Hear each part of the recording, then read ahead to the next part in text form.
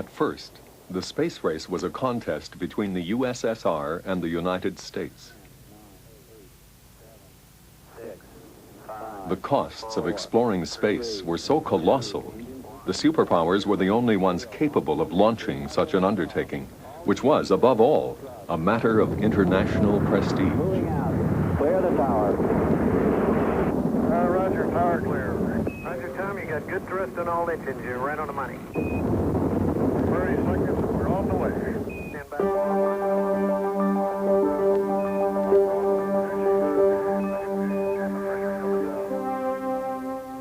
Few people are aware that Canada was the first country to follow the USSR and the United States into space. It was also the first country, excluding the two superpowers, to design and build a satellite.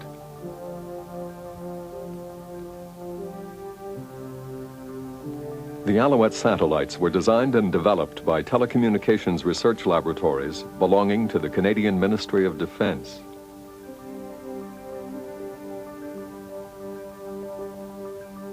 Besides demonstrating that Canada was developing its own expertise in space technology, the Alouette satellites had a specific scientific purpose. They had been designed to study the electromagnetic characteristics of the Earth's atmosphere.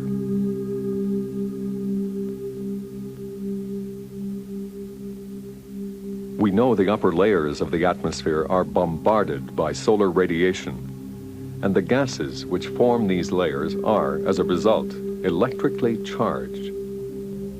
These gases are responsible for the northern lights and help transmit radio waves around the Earth.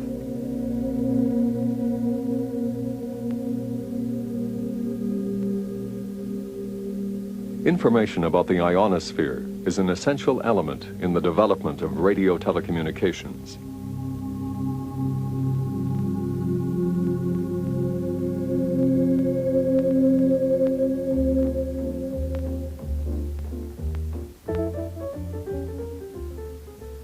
The development of the first satellite to study the ionosphere from space further enhanced the solid reputation Canadian researchers already enjoyed in this field.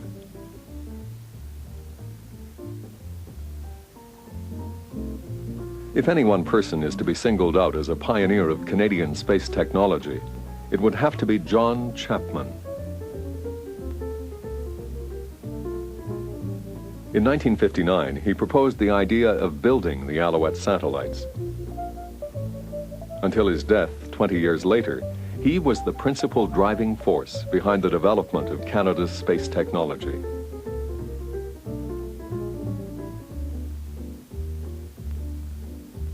On September 29, 1962, the Alouette 1 satellite was launched from the Vandenberg base in California aboard a Thor-Agena rocket.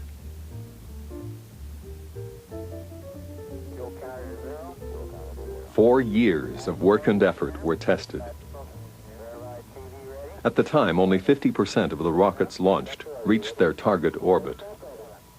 6, 5, 4, 3, 2, 1. Lift off.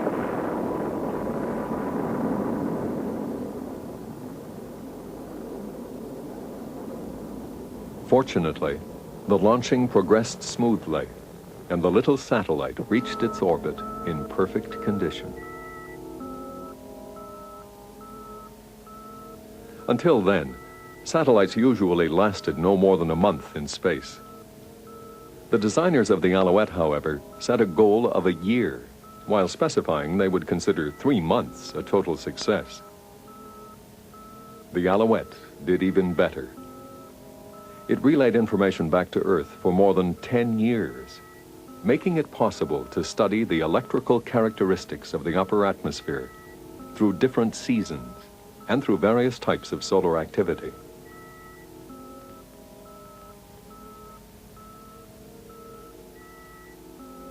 Spacecraft ready. Spacecraft ready. NASA ready. Mission with NASA and check 17. Alouette B is ready for launch. On my mark, it will be T-minus 12 seconds. Spacecraft ready. Spacecraft ready. NASA ready. Mission with NASA and mission ready. We have a clear to launch. We have a green light. And our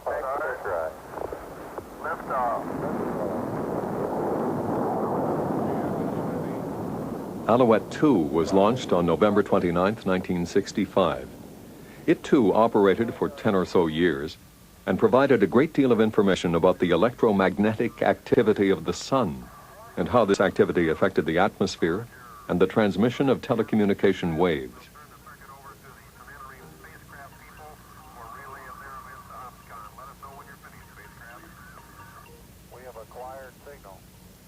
Encouraged by the success of the Alouette program, the Canadian government developed the ISIS satellites. The two ISIS satellites were designed to continue the research of the ionosphere began by Alouettes 1 and 2. In the hope of laying a foundation for a national space industry, the contract for the construction of these two satellites was given to RCA Limited in Montreal.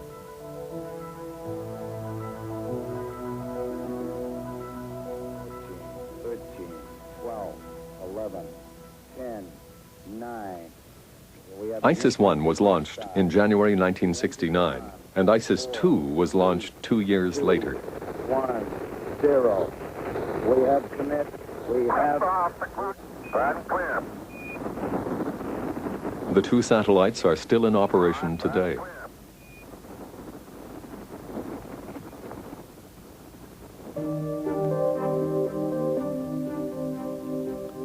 From the outset, Canadian space technology has concentrated on telecommunications. This orientation is only logical because Canada is so large and sparsely populated. And satellites offer a powerful and relatively inexpensive way of serving large regions.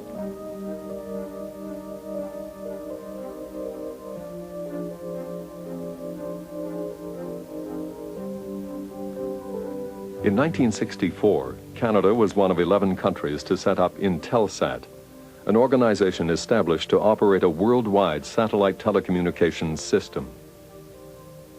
5 years later, in 1969, Telsat was established. Similar to Intelsat, it was designed specifically for Canada. It was another world first. Anik A1 was the first geostationary satellite ever to be launched for domestic communication. It was to transmit telephone communications and television programs to all points in Canada. The first Anik satellite was launched on November 9th, 1972. The Telsat system was operational 2 months later. 10, 9, 8, 7, 6, 5, 4, 3, 2, roule d'eau.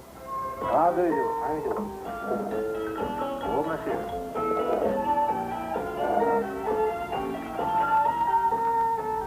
Attention pour mixer la caméra 2. Bonsoir, mix à 2. Bonsoir. Attention, mais doux silencieux avec cartouche numéro 1. Et nous commençons ce soir par vous demander si est possible pour les chanteurs féminins. Roule 12. Ailleurs. Attention, on va pas bouger comme moi.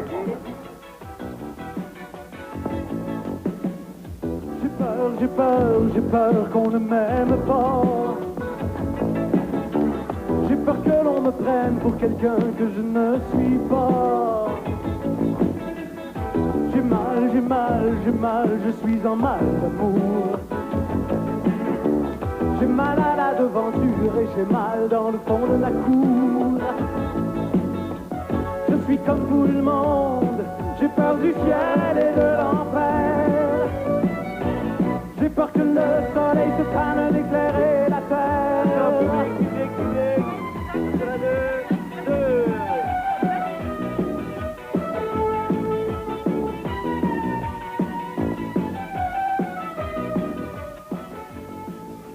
Several more Anik satellites were launched, and Canada now has one of the most sophisticated telecommunications systems in the world.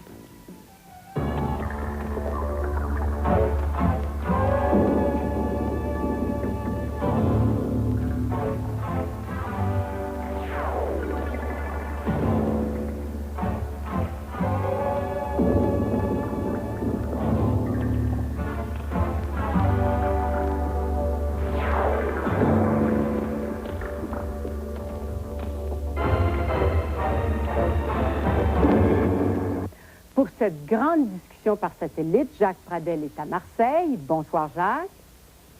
Bonsoir, ma chère Claire, et bonsoir également donc de Marseille aux téléspectateurs du Canada et de la Suisse. Nous allons évidemment débattre avec le plateau donc français des mêmes thèmes que vous signaliez il y a un instant. Tout de suite, je vous propose, Claude Terracinta, donc de prendre l'antenne maintenant pour la Suisse. Eh bien, bonsoir Jacques, bonsoir au Québec, bonsoir à la France, bonsoir à tous les téléspectateurs canadiens, français et suisses qui suivent cette émission. Bonsoir à nos invités qui sont ici dans ce studio.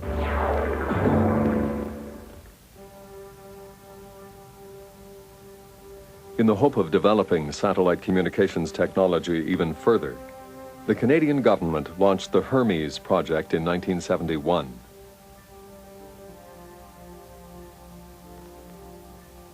The Hermes satellite was launched in January 1976. It was the most powerful communications satellite sent into orbit.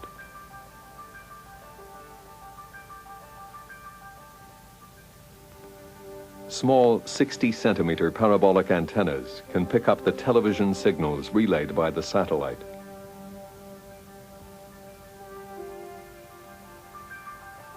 For 4 years, the Hermes was used to carry out a series of interactive telecommunications experiments in the fields which included teaching and medicine. I can have you set up the scope, Ellen, so I can look in his throat. Hey, Mr. Garcia, can I have you open your mouth real wide? Well, the throat looks Pretty good. It's not too red either. From a technological point of view, the Hermes program paved the way for the new telecommunications satellites now appearing on the market. Nous vous parlons de Strasbourg, où se déroule en ce moment le Congrès international de la jeunesse européenne. Un temps magnifique est au rendez-vous. Vous me recevez? L'un de nos participants a déjà une première question qui s'adresse aux jeunes Québécois. Bob, apparently receiving audio-video feed from Boston. This is Pat Egan. Just want to... Many Canadian companies were involved in the Hermes program from the very start. The expertise they have developed has enabled them to offer their services both nationally and internationally.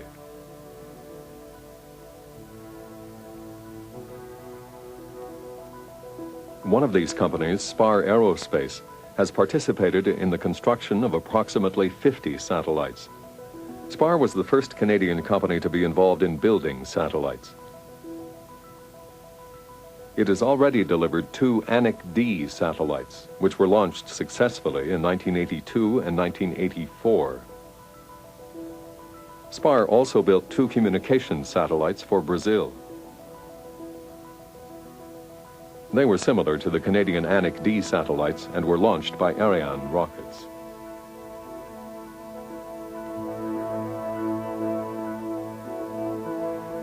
Telsat Canada has ordered 2 new Anik satellites. They'll be built by Spar Aerospace at its factory in Montreal. On top of all that, Spar recently completed a $65 million contract for the European Space Agency. It manufactured solar panels and electronic components for the telecommunications satellite Olympus. The satellite was tested in laboratories at the David Florida Center of the Federal Ministry of Communications in Ottawa.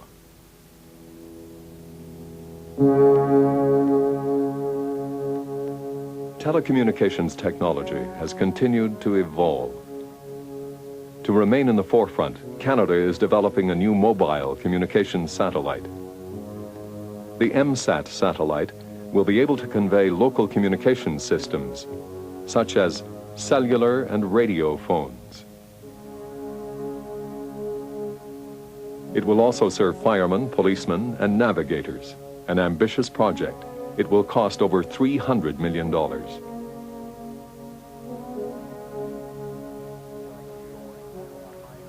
Along with the United States, France, and the USSR, Canada has been involved in the International Search and Rescue Program, which uses the SARSAT Cospus satellite.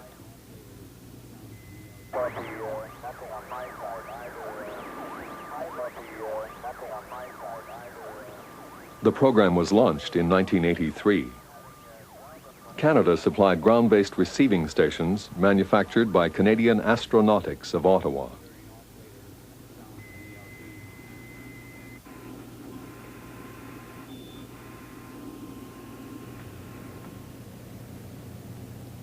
Thanks to this satellite surveillance system, planes and ships in distress can be located immediately and rescued.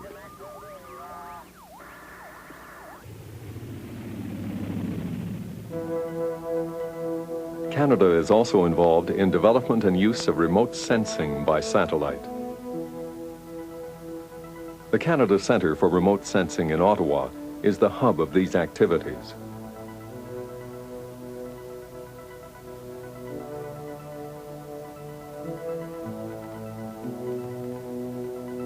Until recently, Canada used images from American Landsat satellites. Now, they're relying increasingly on the French, who developed and have been using the SPOT system since the beginning of 1986. A receiving station for SPOT images has been built in Gatineau, Quebec. Some Canadian companies are active in this field. MDA, a firm in Vancouver, manufactures remote sensing receiving antennas and sells them all around the world. Canada is currently developing its own remote sensing satellite, RadarSat. This satellite will have radar, which will be able to provide detailed pictures of the Earth's surface day or night during clear or cloudy weather. RadarSat should be available by the early 90s and will be used for surveillance of ice fields, agriculture, and natural resources throughout Canada. The project is expected to cost more than $500 million.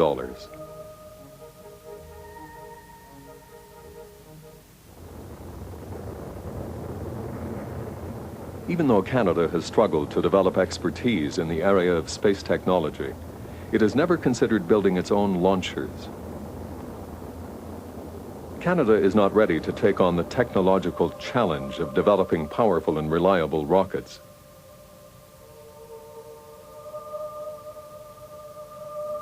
It would be almost impossible to make such an investment profitable on Canada's needs alone.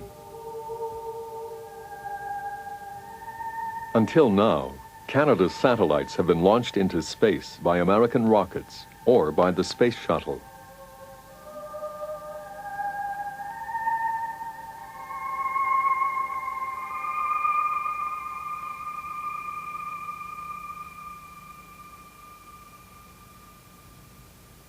Canada, however, does have smaller rockets which can carry a payload of 200 kilos, as high as 700 kilometers.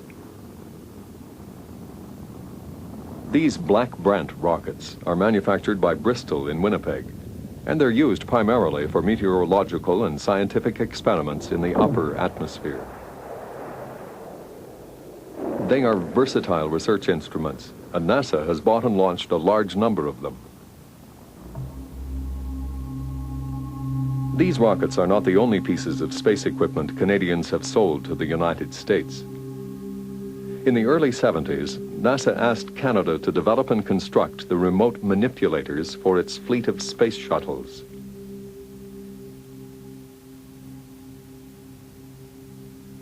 The manufacture of these remote control arms has been one of Canada's major undertakings for the space industry. The National Research Council gave the job to SPAR and CAE Electronics.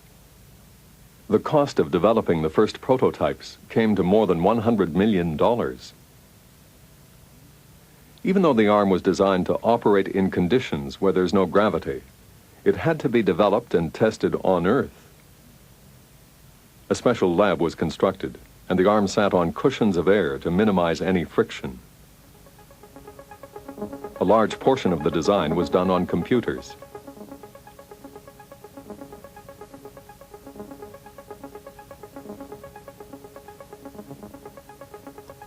The remote manipulator is like an arm, only it's 15 meters long.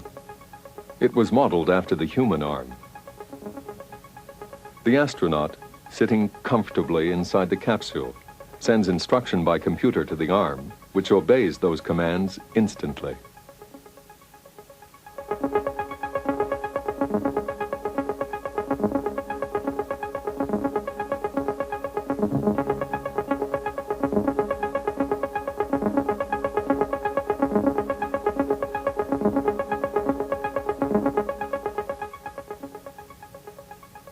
although it would not be able to lift its own weight on Earth, in space it can play with loads weighing more than 30 tons.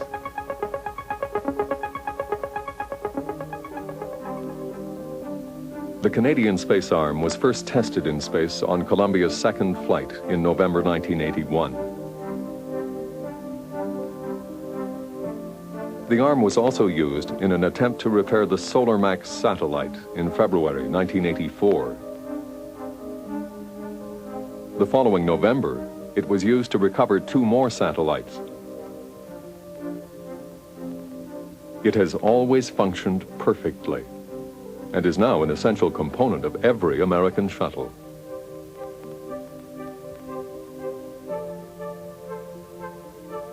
Like other countries, Canada is also aware that space cannot be conquered without people. In response to an invitation from NASA, the Canadian government began to train a team of astronauts.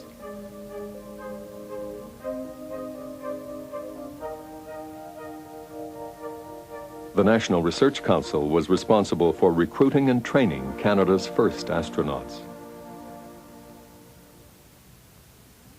They recruited people in 1983 and 1984, and out of 4,000 candidates, 6 astronauts were chosen to carry out Canadian experiments in space. The first series of experiments shed light on the problems caused by weightlessness.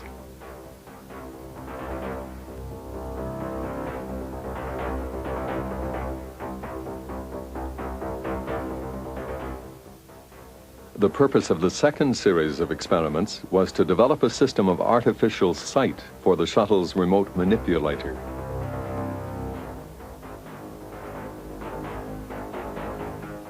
Such a system would make the arm more accurate and agile. It would no longer operate as though it were blind.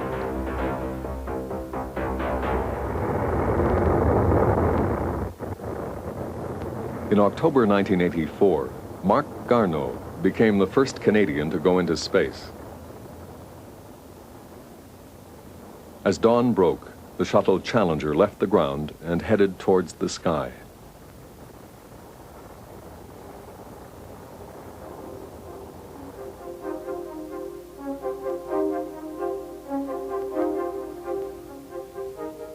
In anticipation of other missions by Canadian astronauts, Marc Garneau conducted a series of tests concerning weightlessness. He then completed numerous other experiments in a variety of scientific fields.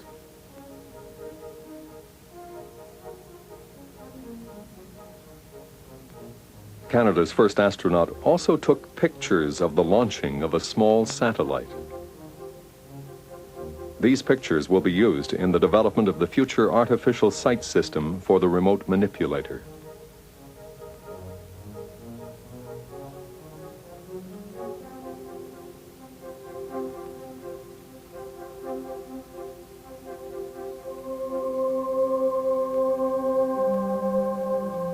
Canada agreed to participate in the American Space Station program to keep the door to space open. Canada intends to invest more than $800 million in the space station, which should be built by the mid-90s. Canada will be in charge of building the maintenance center for payloads. Like a garage for the space station, this module will be used to make repairs or modifications on equipment used in space. It will also serve as an exterior workshop for astronauts using 3 remote manipulator arms.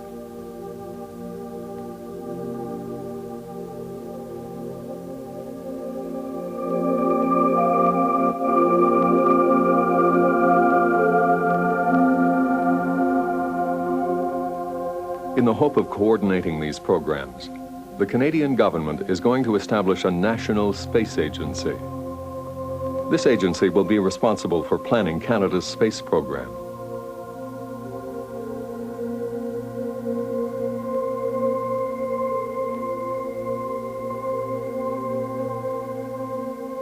"25 years after launching the Alouette, Canada is embarking on a new era of great achievement in space.